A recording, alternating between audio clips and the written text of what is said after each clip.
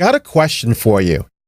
Have you ever wanted to get rid of those limiting beliefs that are holding you back? For example, if you have belief systems with money that you can only make so much, well, if that's the kind of thing that you want to remove from your life, then you do not want to miss today's episode. So make sure you hang in there.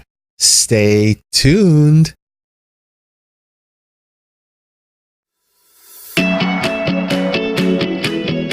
Welcome to the Motivated Marketer, the show that will give you the motivation, inspiration, and information you need to stay motivated in your online business.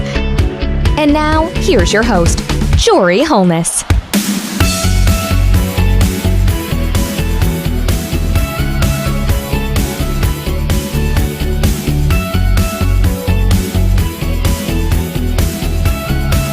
What is going on, my motivated members, and welcome to the Motivated Marketer, the show where I'm going to give you the motivation, inspiration, and information you need to stay motivated in your online business. Now, just in case it's your first time here and you don't know who I am, well, I'm going to solve that problem for you right now.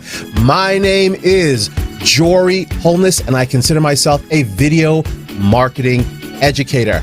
I work with digital entrepreneurs, course creators, and I help them to get more leads, more sales, and ultimately more freedom in their life and their business using the power of video marketing. So let me just lower the music on this, bring it all the way out, although I do love me that song. I think that's awesome. All right, so that's turned down. So excellent. You are here today with me live. So just a couple of housekeeping things so you know what's happening here today. I am broadcasting live here on Facebook, and I'm also broadcasting live on YouTube, and I am manning the chat in both. So if you have questions or comments, you can leave them either if you're on Facebook below this video, or if you're on YouTube, you can go ahead and leave the chats in the comment system inside of YouTube. See, this is live. I make mistakes, but that's okay because we're all human and we're going to keep on rolling with this. So I am very, very jazzed to have my guest today. If you've ever had any kind of mental blocks or limiting beliefs and you just want to remove them from your system, or if you even have mental blocks that you're not aware of, that you don't know that are holding you back, then you don't want to miss today's interview. You've got a very, very special guest. She's going to help you to remove these blocks. She's going to explain a lot of this to you, because I got to be honest with you. After I got through talking with her, I didn't realize a lot of the things that she was saying, that how these things can be removed, how you can do it. I was pretty amazed. So you know what? Instead of me going on and on about who today's guest is, why don't we just get to that interview? Teri Holland helps entrepreneurs to let go of the limiting decisions and beliefs that hold them back, and helps them to create a compelling future that they want. Teri has studied peak performance and life enhancement for the past decade.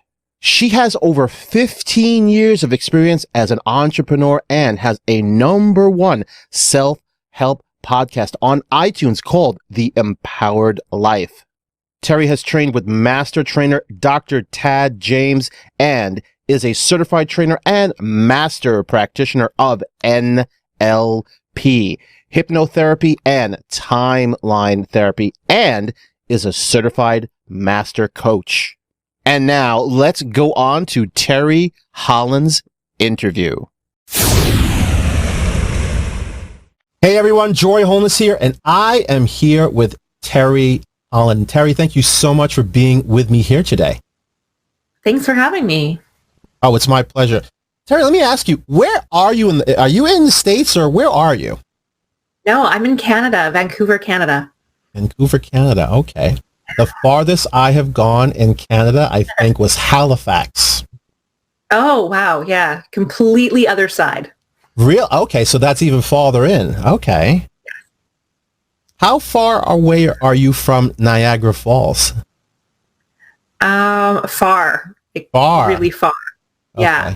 That would be like New York to Seattle. Where Gotcha.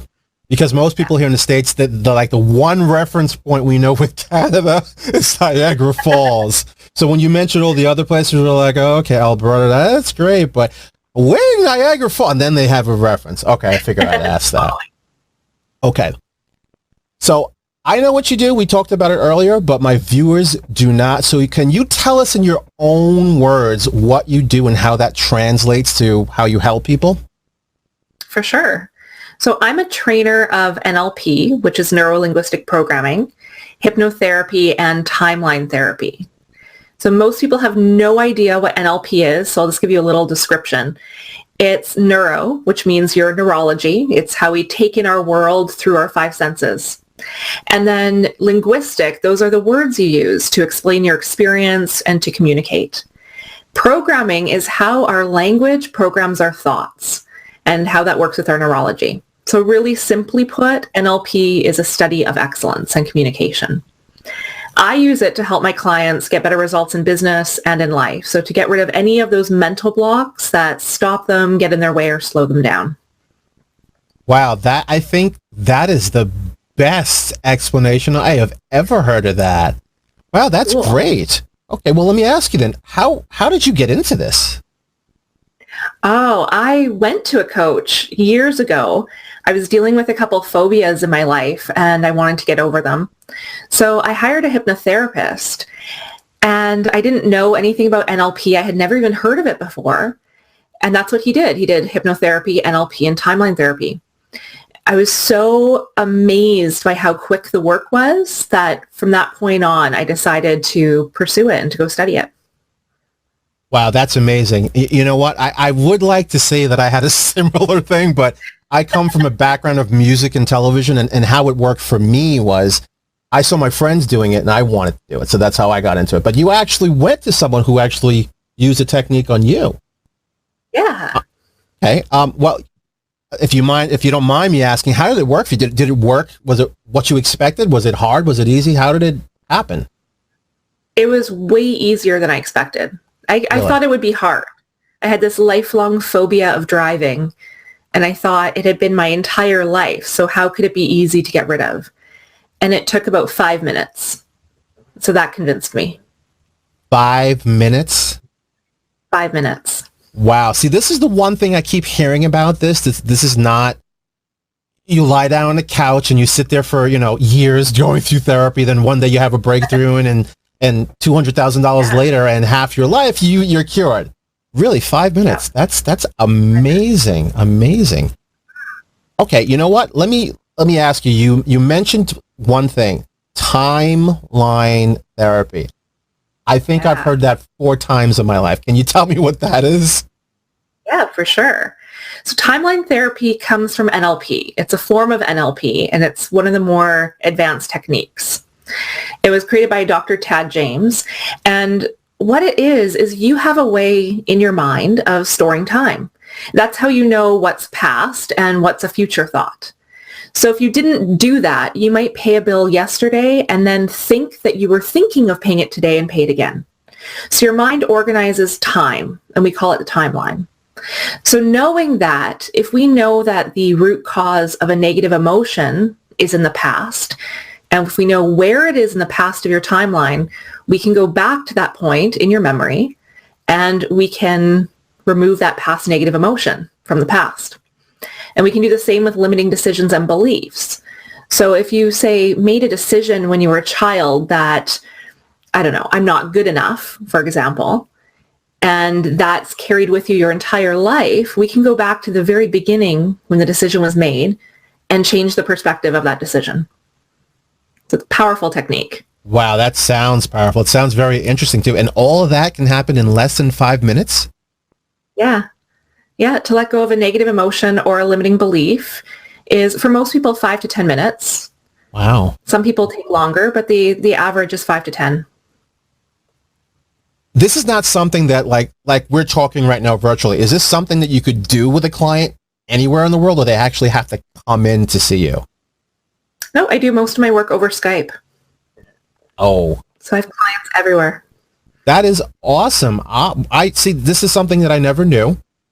I kind of thought I knew what NLP is, but you just opened my eyes to it now. It's not what I thought, but I'm still reeling with the 5 to 10 minute thing. I mean, that's to clear up a phobia in your life. Like we were talking earlier, if you've got some kind of, like you said, like a block, like you're unable to, for example, you're a late sleeper. You just don't think you're a morning person. But you find out that's because something happened. That's something you could clear up in 5 to 10 minutes. For sure. Wow. You know what? Yeah. I like this, and I like the whole Skype thing. I like using technology to meet people, as I was talking to you before earlier. Definitely. Let me ask you this, too, because I see this word. It's flying around. It's a buzzword. I see it in advertising and all this stuff. They call it a pattern interrupt, but I saw someone say that it came from NLP. Can you explain to me what that is? Yeah, absolutely. So pattern interrupt, it is an NLP technique, and it's one of our quick techniques. So what happens is someone has a behavior, and if you interrupt the behavior at the peak of the behavior, then the interrupt becomes part of the behavior. That's how we explain it. So an example would be, everyone has seen a child having a temper tantrum. Like say a 2-year-old child, and they go into a huge temper tantrum on the floor, kicking, screaming, crying. Now, if the parent interrupts that behavior in the moment, meaning that they could, say, drop down on the floor next to them and have the temper tantrum as well, and do it even bigger and better than the kid, it interrupts the behavior. So now the child starts laughing. That's usually what happens. The kid starts laughing, the parent starts laughing, and the tantrum's done. And now the next time, it might have to be done a few times for it to stick, but what happens over time is that eventually the child, the moment they want to go into the temper tantrum, it will interrupt the neurology. So the interrupt, the parent's behavior, becomes part of the child's behavior, and they won't have the temper tantrum anymore. They won't exhibit that same behavior. Where were you 20 years ago, 25 years ago when I had my daughter? What I did, unfortunately, was rough her up a little bit. That worked. She never did it again. Yeah. But it would have been so much more fun to drop on the floor and do it better, because I could do a better temper tantrum than she could ever have done. That would have been great. Yeah. Wow, I never would have thought of that, see? Now I want to go and have more kids and try. There you go. Let me ask you this then, too. I don't know if you've worked with business people and entrepreneurs. Have you worked with that kind of genre? That's mainly who I work with, yeah. Okay. In your time doing this, have you found any similarities with that group, that they all seem to suffer from this kind of thing? And what is that thing that they suffer from? So there's a few things. I would say lack of confidence. So they don't believe in themselves. A lot of the times I work mainly with female entrepreneurs. That's just who my clients tend to be. And what I see a lot of is, I'm not worthy of making more money. I don't deserve more money. I don't deserve success. So they're running these belief systems in their mind, and that plays out in their business. I mean, if you don't believe that you're worthy of making more money, how do you improve your income as an entrepreneur? How do you grow your business if you don't believe you're worthy of it? So those are generally the themes that come up with them. Wow. Okay. So not to turn this into a therapy session, but quickly, how would you kind of, like, for example, I'm not worthy enough. How would you get them past that? Yeah. So we use timeline therapy for that. Okay. Now, that would happen in the process of what we call a breakthrough session. A breakthrough session, depending on what the problem is anywhere from 5 to 10 hours. And we do that in 1 day, 2 days, or spread out over time, depending on the client. So in that, the first thing, we start with a detailed personal history. So we want to really understand what is the problem, what's the root of the problem. Okay. And then from there, we go through cleaning up all the past stuff through timeline therapy and using other NLP techniques. See, I've never heard of a breakthrough session. So there we go. So there's, like, I guess, the typical hour session. You don't have them lying on a couch or something like that. Is it like a regular psychologist? Is that how you do it? No, they can come to me, or we just do it over Skype. Right. And yeah, they're not lying on a couch. The really cool part of it that's different from traditional psychology or counseling is they don't have to talk about the problem. I need to know there is a problem and understand how they do it, but I don't need to know the context. So if a person has a major trauma in their past they would like to overcome, they don't have to relive it with me. They don't have to go into all the details. They don't have to talk about it over and over and over again. All I need to know is that it happened and when. Interesting. Okay. I never thought about that. Okay.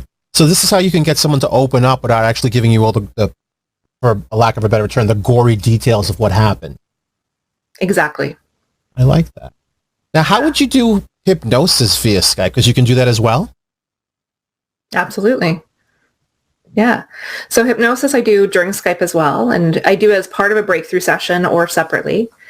And with hypnosis, it's just, a lot of people have misconceptions about hypnosis. They think that the therapist has power over the client. I was just going to ask you. Yeah, that's a big, people ask me that all the time, and I'm like, no. So I'm really glad to have you. Please continue. I'm sorry to interrupt you. Yeah, no, absolutely. Yeah, so it's the subject, the hypnosis subject or the client is always fully in control. So anything that I suggest, they have to accept the suggestion first. So if I say to you, close your eyes and relax all the little muscles around your eyes until they just won't work, the moment you close your eyes, you've accepted the suggestion. So we say that all hypnosis is self-hypnosis. It's the moment the subject agrees to do it. And if at any point I were to suggest something that the client didn't want to do, they just wouldn't do it. It wouldn't happen. So yeah, so hypnosis over Skype happens very easily. It's just like doing it in person. Wow. Okay. Yeah. I've heard hypnosis, like one of the ways I've heard it described is if you ever watched a movie and time just went by so fast that you were hypnotized by the movie. Is that kind of true? Yeah, that's absolutely true. It's a mild trance that you're experiencing when you're watching a movie and you lose yourself in it. You're in a mild trance. Or when you're driving your car and you get somewhere and you don't remember getting there. You don't remember the drive. You were in a driving trance. Yeah. Okay. So people experience it. Yeah. Yeah. It's a natural state to be in. Okay. And like you said, you can't force them to do this or force them to do that. Now, just here recently in New York, though, I saw someone, I think he was a dentist, and he put people under and he was giving the women suggestions. If he was giving them suggestions and they were doing it, does that mean that they were more acting to want to do that as opposed to he was controlling them? Yeah, I don't know that specific case, but it has to be, the suggestions have to be accepted by the client for them to actualize it. So if it goes against their values or their personal boundaries, they won't do it. Okay, yeah, he had them do some unsavory things, but they were doing it. So based upon what you're telling me now, I guess these people were kind of like, that's what they wanted to do in the first place. So they would just, oh yeah, I'll do that, and then blame it on him later on, I guess. Possibly. Okay. Yeah. Well, without giving away again too many of your secrets, what is one thing that you could tell our viewers that they could do right now using an NLP technique? Because I don't know how to do any of this. I understand what you're saying, but I don't know the first thing about a breakout session or how to hypnotize or any of that. What could they do? A really easy thing that you could do right now is to change your state or your emotional state. So oftentimes people wake up and they think that, you know, they make a decision of this is going to be a good day or a bad day, and then their day follows that path. Or say they're in a bad mood and they don't know how to snap themselves out of it. Or maybe for entrepreneurs, they want to be really motivated to do something and they just don't know how to motivate themselves. So here's how you can change your state from what we call an unresourceful state to a resourceful state in an instant. And simply, it's this. As long as you have felt that thing before, so say you want to be really motivated, as long as you have felt motivation before, you can feel it right now. And the way we do it is we say, recall a time where you felt totally motivated. As you recall that time, go right back to that time, into your body, see what you saw, hear what you heard, and feel the feeling of motivation. And you can do that for any positive state that you'd like to get into and change your state in an instant. Wow. That, I like that. You know what? I have learned so much from the short little time I've spent with you here today. And I think my viewers will agree. You've given them some really great tips and techniques. Like, that is awesome. So like you said, you want to get into that state, just imagine a time when you felt like that. Yeah, you just recall a time you felt that way. Okay. You have to close your eyes and do it, or you could just have your eyes open, or it doesn't matter? Doesn't matter. Okay. Now, I know I keep doing it because I keep looking up. Is that an LLP technique? Something about you looking in the corner of your eyes. What am I doing every time I do that? Eye patterns. So we teach eye patterns, and that's where your eyes move indicates what's going on inside your mind. So, for example, if you're looking at a person and if their eyes happen to go up and to the right as you look at them, they're recalling a picture. So recalling something they've seen before. Okay. Now that's for a normally organized right-handed person. So that's 80% of the population. Okay. And the rest of the population is the complete opposite. They would look the other way. I'm a lefty, so I guess I'm looking the other way. You might. There are left-handed people who are normally organized, and there are left-handed people who are reversed. Okay. Yeah. Because the thought just entered my mind, and I realized I constantly do. I'm constantly this or this, but I see other people do it too. But I wanted to know what it was. Why are we doing it? Is it because we're accessing a certain part of our brain to get the information we're looking for? That's exactly what it is. Okay. So if you're looking, like if I look up here, I'm accessing a picture. So I'm trying to see something. Now, if I go the other way, I'm normally organized. So for me, if I look up and to the left as you look at me, I'm making a picture in my mind. So it's something I haven't seen before, but I'm constructing it. Wow. All these neat little things you can learn from people. That is really cool. Oh. And then when you know the eye patterns, if someone does that, you can say to them, do you see what I'm saying? And you're now speaking to them in the language that they need. I never would have thought of that. Okay, wait. Tell me again. Which way are they looking when they're seeing something? So if they're looking up, either to the right or the left, they're always seeing something. Okay. Yeah. So imagine that in a sales contact. Yeah, that's what I'm thinking. Yeah. Yeah. Okay. And now you're speaking their language. I like that. Wow. See, all these little things you would never learn, you'd never think about. That is really cool. Yeah. So either way they look, they're accessing something. You know what, Teri? I want my audience to get more from you. So before I let you go, where can people get more information and get in touch with you to do these things? The best place is on my website, which is www.teriholland.ca. And you can find out all different ways you can work with me or get in contact. Perfect. Well, I most definitely hope that my audience does that. And I think just a few things you've taught today, like you've taught me a lot. Like I said, I thought I knew what it was, but you've given me a great explanation. You've given me examples. You taught me why I'm doing this and what I'm doing. And when I see somebody else do it, now I can say to them, oh, so do you see what I'm saying? Is that the right verbiage I got to use with them? Yep. Okay, got it. I'm not a salesperson. I don't try to sell. I mean, do I sell? Yes, but I try to teach before I sell. But that's something to keep in the back of my mind, because I think what a lot of us, we don't realize, like, say I'm doing it now. Now I'm looking down. Well, when you look down, what are you doing? So it depends. If you're looking for a normally organized person, if they're looking down to the right as you look at them, it's self-talk. They're talking to themselves. It's more analytical.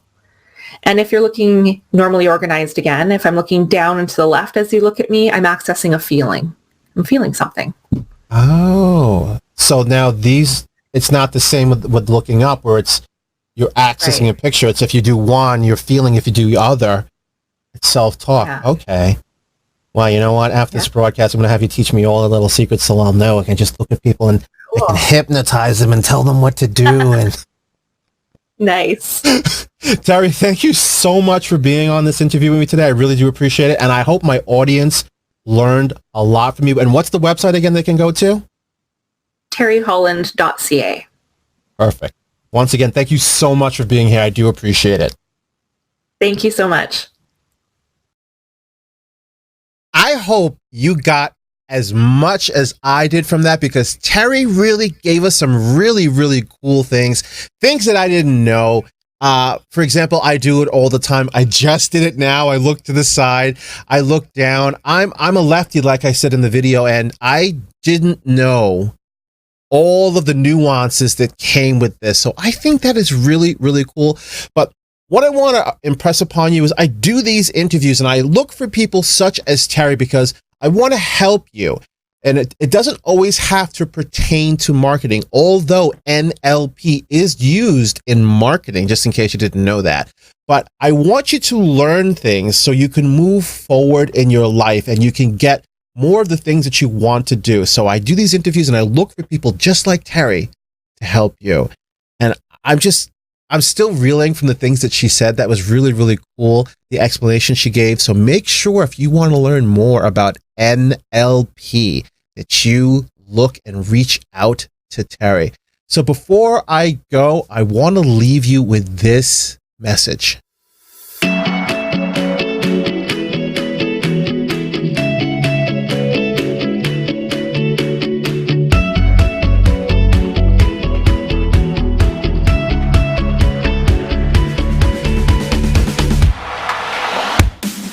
Once again, thank you so very, very much for spending your valuable time with me. I do so appreciate it.